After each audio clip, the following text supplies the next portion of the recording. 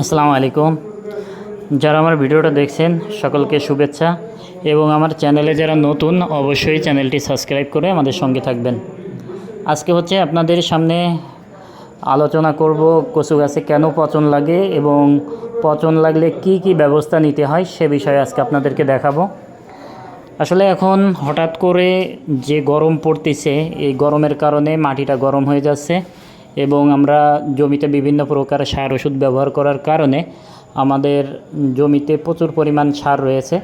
আর সেই সারের অ্যাকশনটা যখন কচু গাছের গোড়ায় চলে আসে তখন এই পচনটা আসলে লাগে।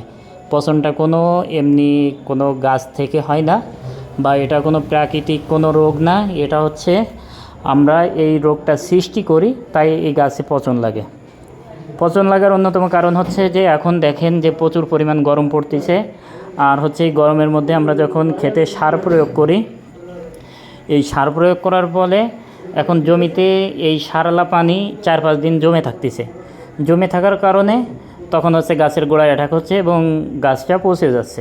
কিন্তু আমরা বুঝতেছি না, তখন আমরা বলি যে ভাই কী চারা দিছেন, চারা দোষ, চারা ভালো দেন নাই, এই জন্য গাছে পচন লাগতেছে। আসলে চারার কোনো সমস্যা না, সমস্যা হচ্ছে যে এইটা। এখন হচ্ছে আপনাদের করণীয় কি?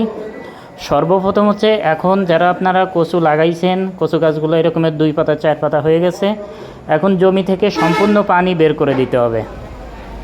সম্পূর্ণ পানিটা বের করে দেওয়ার পরে জমিতে যেন আপনি হাঁটতে পারেন এরকমের শক্ত বানাই দেন, যে কোনো রকমের পাটা একটু ডাববে, জমিটা এরকম শক্ত বানাই দিলে আপনার গাছের যে পচনটা আছে এটা রোধ হয়ে যাবে।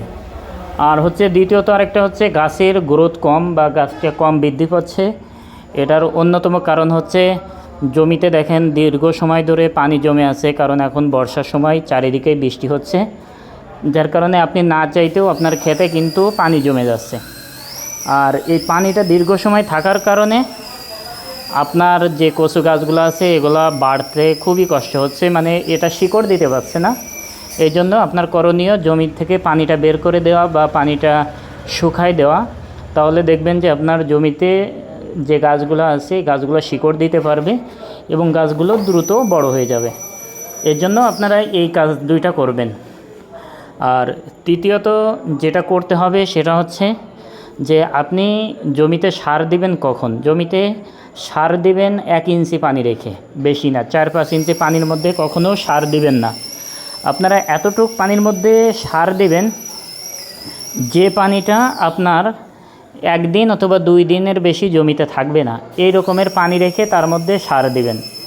আর যদি আপনি অনেক পানি জমায় রেখে তার মধ্যে সার দেন তাহলে কিন্তু আপনার গাছে পচন চলে আসবে। এই দিকটা অবশ্যই আপনারা খেয়াল রাখবেন।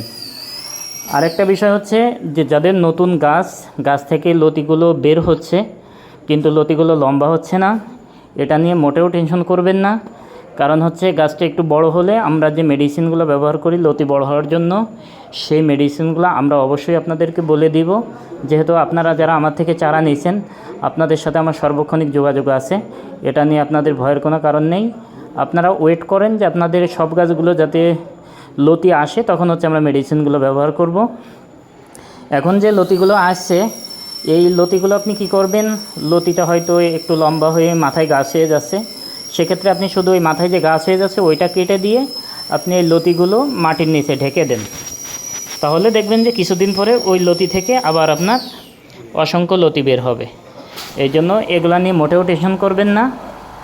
আর চতুর্থত হচ্ছে আপনার জমিতে কোনো ঘাসমারা ওষুধ, কোনো প্রকার ঘাসমারা বিষ ব্যবহার করা যাবে না, এটা সম্পূর্ণ নিষেধ।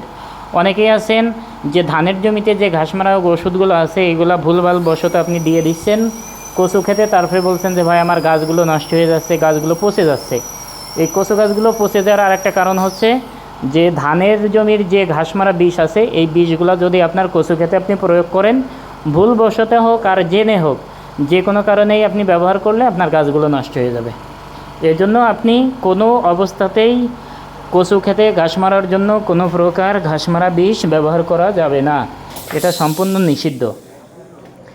আর আপনার জমির পাশে যদি কোনো ধানের জমি থাকে সেই জমিতে জমিওয়ালা যদি কোনো ঘাস মারা ওষুধ ব্যবহার করে এবং সেই জমির পানিও যদি আপনার জমিতে আসে তাহলেও কিন্তু আপনি ক্ষতিগ্রস্ত হবেন।